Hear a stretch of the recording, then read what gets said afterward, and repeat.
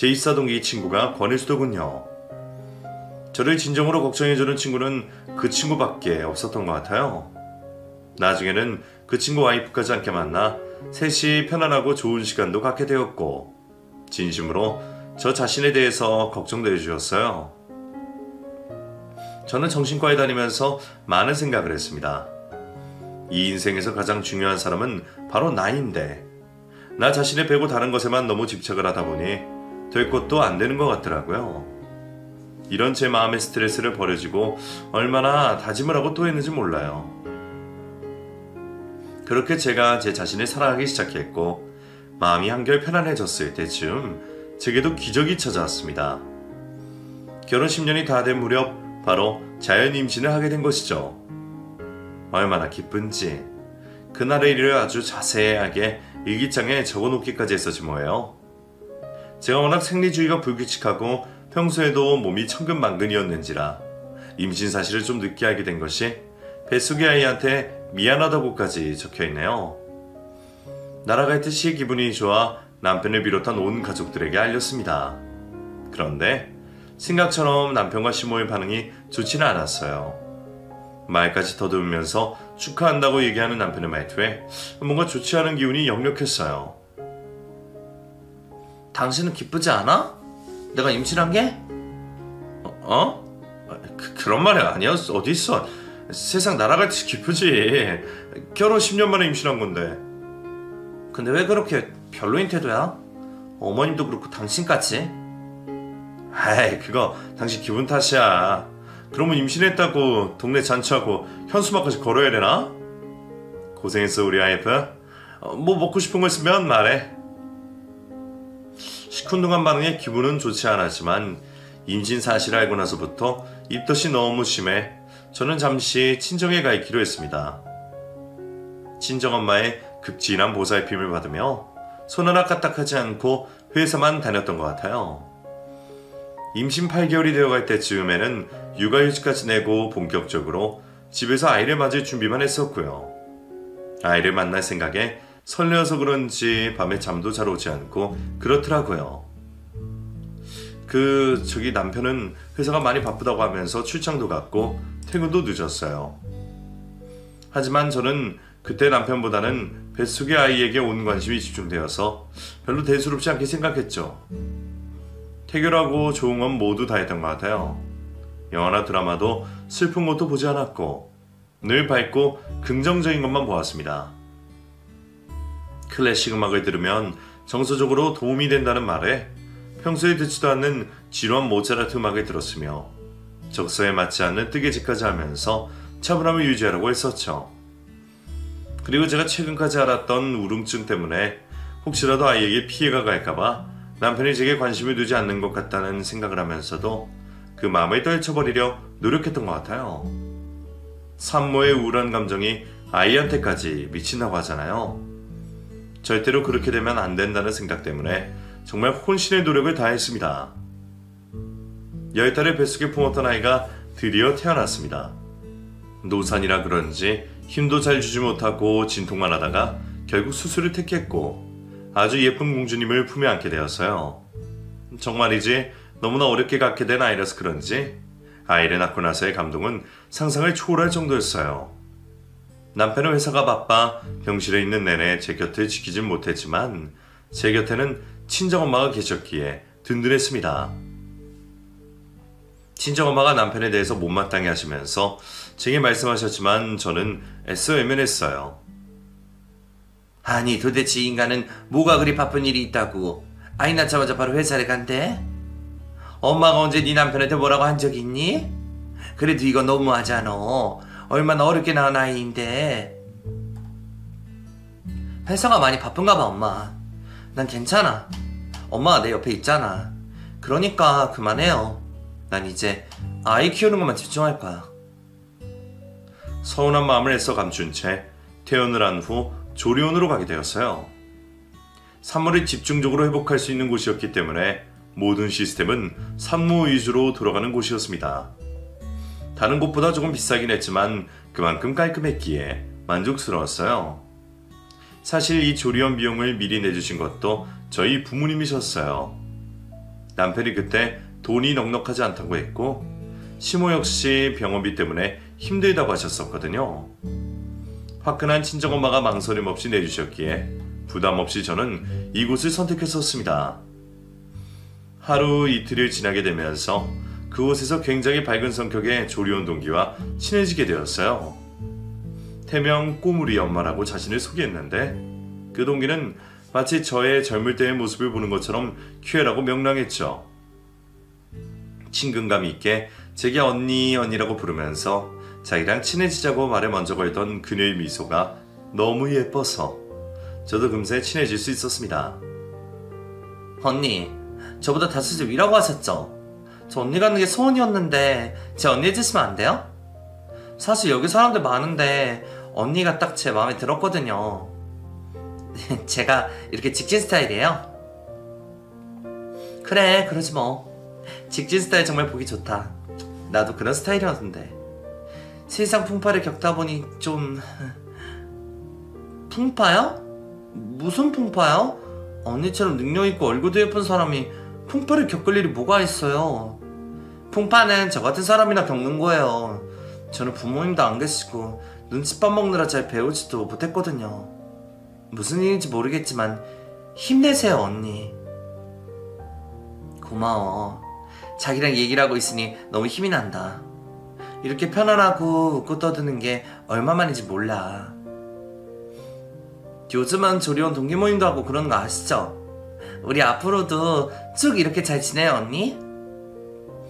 쾌활한 성격의 그녀와 하루 종일 붙어 있었습니다. 산모를 위한 체조와 베이비 마사지 같은 체험교실에도 늘 옆자리에 앉아 제잘 그렸고 아이를 위해 유축을 할 때에도 함께 하기도 했었어요. 5살이나 어려서 그런지 살짝 보게 된 그녀의 몸은 탄력이 있었고 솔직히 조금 부럽기도 하더군요. 남편은 회사 일이 바쁘다고 하면서 조리원에 있지 않고 시댁에서 출퇴근을 하고 있었습니다. 저는 못내 서운해서 몇 번이나 말을 했지만 남편은 미안하다는 말만 하면서 계속 미루더군요. 근데 조리원 동기인 그 동생의 남편도 한 번도 오지 않더라고요. 사실 그 동기의 남편은 아직 결혼을 하지 않은 관계였고 결혼식도 좀 미루고 있다고 했어요. 언니, 사실 저는 아직 결혼도 못했어요. 동거도 아니고 그냥 제 자취방에 자주 놀러오고 자고 가기도 하고 그러다가 임신이 된 거거든요. 빨리 결혼하자고 했지만 회사가 바쁘고 그렇다고 차일피일 미루고 좀 그렇네요. 그래도 남친 어머님이 조리원 비용도 내주고 아이 낳을 때 병원에도 오셔서 마음이 조금 풀리긴 했어요. 아니, 그래도 임신한 거 알면 바로 결혼을 해야지 왜 미뤘대? 나는 이해가 안 가는데? 어쨌든 최대한 빨리 혼인신고부터 해야 될 것 같아. 알았지? 언니 말 꼭 들어. 알았어요, 언니. 혼인신고 할게요. 고마워요, 언니. 정말 제 언니처럼 저 걱정해주는 사람 있으니까 이렇게 마음이 든든하네요. 언니, 정말 제 언니 하는 거예요, 평생? 그녀와의 만남은 매일매일이 너무 좋았고 시간이 흘러 어느덧 조리원을 퇴실한 날짜가 다가왔습니다. 남편에게 그녀에 대한 이야기를 하면서 꼭 소개를 시켜주고 싶다고 했죠. 앞으로 제 인생에 꼭 필요한 사람이 될 것 같은 예감이 있다고 해서 불편하다던 남편과 기어코 인사를 시켜주기로 했어요. 남편은 소가 도살장을 끌려가는 표정을 하며 어거지로 조리원에 등장했고 저는 바로 그 조리원 동생을 불러 제 남편을 소개시켜 주었습니다. 그런데 소개를 시켜주자마자 두 사람의 얼굴이 새빨개지더라고요. 인사도 못하고 그저 새빨개진 얼굴을 하고 가만히 바라보고만 있더니 조리원 동기가 먼저 입을 열었습니다. 오빠, 오빠가 왜? 저기 사람을 혼동하신 것 같아요. 남편과 조리원 동생의 대화가 오갔고 뭔가 이상한 마음이 들은 저는 조리원 동기에게 물었어요. 꼬물이 엄마 왜? 아는 사람이라 착각한 거야, 어? 언니. 언니 이 사람 이 나쁜 놈이 언니 남편이라고요? 말도 안 돼요. 말도 안 돼. 이 사람 꼬물이 아빠라고요. 어떻게 이런 일이 어떻게 아니 그게 무슨 말이야. 꼬물이 아빠라니 그게 도대체 무슨 말이냐고.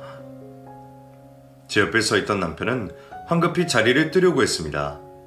하지만 꼬물이 엄마는 자리를 뜨는 제 남편의 옷자락을 덥석 잡더니 그 자리에서 주먹으로 얼굴을 때리더군요. 네가 이러고도 꼬물이 아빠냐? 유부남 새끼였어? 너 그런 놈이었어. 그래서 결혼도 안 하고 그런 거야? 내가 부모 없고 혼자 살아서 딱 가지고 놀다가 버리려고 했구나. 그래서 임신했다고 했을 때도 나중에 결혼하고 다시 갖자고 한 거고. 이런 쓰레기 같은 놈. 니네 엄마도 그럼 다 알고 그런 거지. 저는 도무지 이 상황이 납득이 가지 않았어요. 사람의 탈을 쓰고 어쩌면 저런 짓을 할 수가 있을까요? 제 남편은 결국 결혼했다는 것을 속이고 꼬물이 엄마와 연애를 한다는 중 임신을 시켰다는 이야기인데 저는 정말 상상도 하지 못한 일이었습니다. 그래서 그렇게 출장이 잦고 퇴근 시간도 늦었던 거예요. 불타던 잠자리 하던 남편이 어느 순간 제 곁에 오지도 않았고 가뭄에 콩나듯이 의무감으로 것 같은 느낌을 항상 갖고 있었거든요. 그게 바로 이런 이유에서였던 겁니다. 너무 기막히고 황당해서 저는 그 자리에서 털썩 주저앉고 말았죠. 조리원에서 소란이 일자 간호사 선생님들이 나와서 저희들을 말리고 있었고 다른 산모들도 모두 나와서 저를 보면서 수군거리는 소리가 다 들릴 정도였습니다. 난장판이 된 조리원 안에서는 저는 잠시 정신을 잃었던 것 같아요. 뭔가 희미하게 웅성거리는 소리가 들리긴 했는데 그 다음에는 기억이 나질 않습니다. 잠시 후 깨어나 보니 친정엄마가 제 손을 잡고 울고 계셨어요. 엄마, 이게 도대체 뭔 난리라니. 이게 도대체 뭔 난리여. 아이고야 세상에. 그 선한 인상으로 우리 모두를 쫙딱 속이고 그놈의 인간 내가 아주 가만 안 놔둘 거야. 아주 가만 안 둬. 친정엄마는 모든 사실을 알고 눈물이 흘리고 계셨고 저 또한 더 이상 아무 말도 하지 못한 채 눈물만 흘렸어요. 저는 일단 몸이 완전히 회복되지가 않은 상태라 나가서 어떻게 할 수 있는 것이 그 당시는 없더라고요. 조리원 퇴실을 하루 앞두고 제 입사 동기에게 모든 사실을 말했고 앞으로의 일에 도움을 요청했습니다. 입사 동기인 친구의 아내가 변호사였는지라 이런 일에 대해서 아주 완벽하게 도움을 줄 것이니 걱정하지 말라고 했고 저는 바로 이혼 수순을 밟았어요. 조리원 동기인 꼬물이 맘은 바로 경찰에 신고를 했더라고요. 혼인을 빙자한 사기죄라고 하면서 자신이 철저하게 속인 제 남편을 절대로 용서할 수 없다고 했습니다. 저와 꼬물이 맘은 그렇게 각자의 방에서 아무런 일도 없이 하루를 보냈고 그 다음날 퇴실을 앞두고 제게 찾아왔어요. 저기 언니. 언니라고 계속 불러도 될지 모르겠지만 저 그 사람 가만히 안 둘 거예요. 제가 똑똑하게 받게 할 거고 평생 원망하고 중화하면서 살 거예요. 비록 그 사람의 아이를 낳았지만 앞으로는 그 사람과 전혀 관계없는 제 아이로 키울 거예요. 미안해요 언니. 저도 정말 꼬물이 엄마가 뭐가 미안해. 우리는 같은 피해자일 뿐인걸. 그래, 그놈 신고하고 제값 달게 받게 하자. 나도 바로 이혼할 거고 그 사람 용서 안 할 거야. 내 아이 나도 온전히 내 아이로만 키울 거니까 혹시 어려운 일 있으면. 아니에요. 마음은 감사합니다. 그동안 제게 따뜻하게 베풀어 주셔서 감사했어요. 안녕히 가세요. 그렇게 꼬물이 엄마는 먼저 퇴실을 했고 그 후로는 그 어떤 연락도 받지 못했습니다. 용기를 내어 전화를 한번 해보았지만 이미 전화번호는 바뀌어 있더라고요. 저도 그 즈음에 조리원을 퇴실했고 친정 부모님과 저는 시댁으로 찾아갔어요. 저는 차 안에서 기다리고 있었는데 친정 부모님이 시댁에 들어가서 난장판을 만들어 놓으시나 보더군요. 온 집안의 그릇들이 나뒹굴고 유리컵이 깨져서 엉망진창이 된 모습을 시모가 사진 찍어 제게 보냈어요. 손해배상 청구를 한다나 뭐라나 하길래 실컷 그러라고 말을 해주었습니다. 그리고 저는 당당하게 말했어요. 아들 교육 똑바로 시키세요. 어머님도 같이 그 여자 만나고 하셨다면서요. 같이 싸우러 어떻게 그래요? 아들이 결혼했는데 어떻게 그럴 수가 있느냐고요. 콩가루도 이 정도는 아니겠네요. 뭐야? 콩가루? 그러게 마누라가 시들시들해서 우울증이나 걸리고 병원이나 들락거리고 있는데 누가 좋아하겠니? 남자도 사람이야 얘. 활기 넘치고 젊은 애들이랑 잠깐 재미 좀 보면서 가정시키는 게 그게 뭐가 죄니? 다 그러고 산다고. 그냥 재미나 보라니까 얘는 임신을 시켜가지고 정말 대화가 안 통하시는구나. 이런 쓰레기 집안에 저와 제 아이가 함께 있지 않은 게 얼마나 다행인지 몰라요. 할 말 있으시면 앞으로 제 변호사한테 하시고요. 당신 아들 앞으로 멀쩡하게 회사 다니지 못하겠네요. 사기죄로 고소당하고 이런 기고를 당했으니 소문 퍼지는 거 시간 문제 아니겠어요? 아니 인연이 눈깔이 뒤집혔나? 내가 너 결혼해서 얼마나 잘해줬니요? 네가 어떻게 이럴 수가 있어? 저는 더 이상 대화하기 싫어서 전화를 뚝 끊어버렸습니다. 그리고 남편과 친하게 지낸 후배에게 전화를 걸어 그간 있었던 일을 얘기해 주었죠. 후배는 제게 미안하다고 하면서 자신도 그 꼬물이 엄마에 대한 존재를 알고 있었다고 하더군요.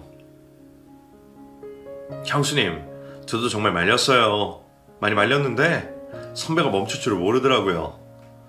죄송해요. 이런 일까지 있게 해서. 지금 회사에 소문 다 퍼져서 선배 권고사직 당했어요. 저도 더 이상 사람을 안 보이고요. 아이 낳고 몸도 힘드신데 이런 일까지 있으셔서 어떡해요.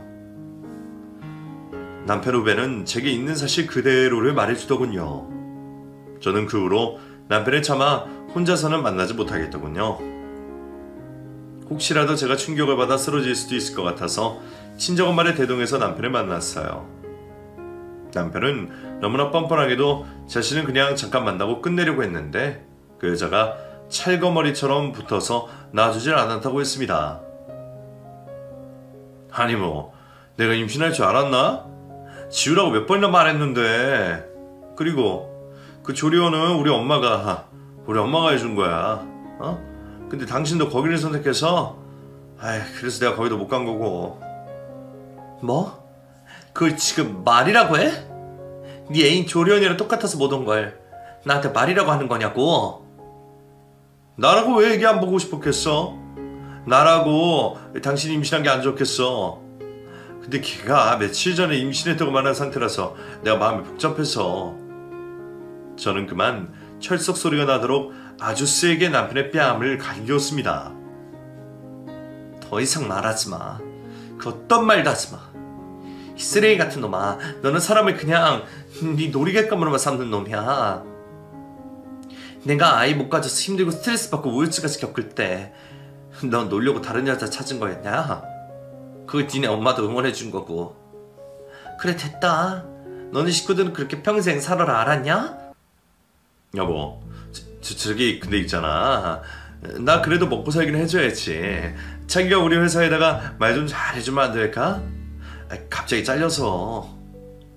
남편은 그 선한 인상으로 끝까지 제 마음을 갈기갈기 찢어 놓았더라고요.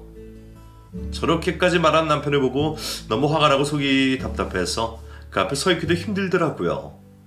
결국 친정엄마와 저는 그 길로 나와버렸고 더 이상은 울지도 말자고 다짐했어요. 눈물 한 방울도 아까운 놈이었으니까요. 그 후로 저는 이혼소송을 통해 아이의 양육권도 가져오고 재산분할에 대해서도 유리하게 판결이 났습니다. 남편과 시모는 끝까지 남자들은 다 이렇다면서 다시 한번 용서하고 새 출발을 하라고 했지만 저는 상정도 하지 않았죠. 사기죄로 고소를 당한 남편은 큰 벌금형에 처해졌고 벌금에 낼 돈이 없다면서 제게 꼬물이 엄마랑 친하니까 설득해달라는 문자까지도 보내더라고요. 어쩌면 사람의 더러운 끝을 이렇게 볼 수가 있을까요? 제가 그토록 사랑하고 믿었던 그 남자에 대한 모든 것을 그날 이후로 다 잊어보기로 다짐하고 노력했습니다. 완벽하게 되지는 않겠지만 앞으로 최소한 그 남자 때문에 그리워하며 눈물을 흘리는 일은 없을 것 같더라고요. 아이는 제 품에서 잘 자라고 있습니다. 친정이 들어와서 살기 시작하면서 저도 조금 안정을 되찾았고 아이 역시 잘 웃고 잘 자고 잘 먹고 콩나물처럼 쑥쑥 크고 있어요. 아직은 아니지만 아이가 아빠라는 말을 할 줄 알게 된다면 남편을 자주 만나게 해줄 생각이에요. 남편 역시 아이들을 워낙 좋아했었기에 충분히 아이에게는 좋은 아빠의 역할을 해줄 수 있을 거라 생각이 들어요. 부모님이 제게 해주신 말씀이 기억나네요. 인생이 때로는 마음먹은 대로 잘 되지 않을 때가 많이 있다는 것을 말이에요. 제게는 공부, 취업, 인간관계는 다 좋았었지만 결혼이 제 마음대로 되지 않은 가장 최악의 실수였던 것 같아요. 하지만 이제는 그것도 제 긴 인생에서 도움이 되었다고 생각합니다. 적어도 선한 인상 하나만 갖고 사람을 철석같이 믿고 의지하지는 않을 것이니까요. 저와 제 아이의 앞날에 항상 웃음과 행복이 가득하길 응원해주세요. 저 역시도 이 채널에서 듣는 사연자 모두에게 늘 좋은 미래가 있기를 기원하고 있습니다.